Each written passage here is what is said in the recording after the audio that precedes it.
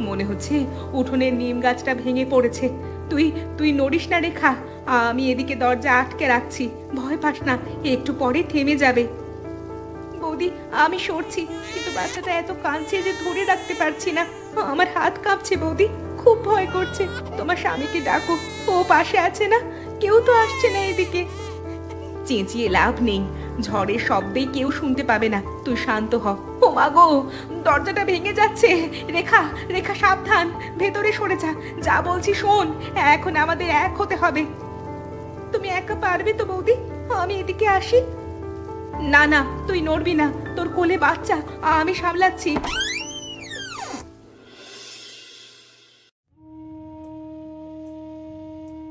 বৌদি, তোমার কপালে যে অনেক রক্ত জমে গেছে।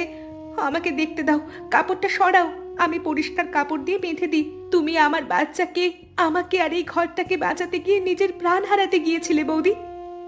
আমি যদি ঝুঁকি না নিতাম তাহলে আরো অনেক বড় বিপদ হয়ে যেত। ঝড়ের মধ্যে ভাঙা দরজা আর উড়ন্ত টিনের নিচ দিয়ে তুমি ছুটে গেলে।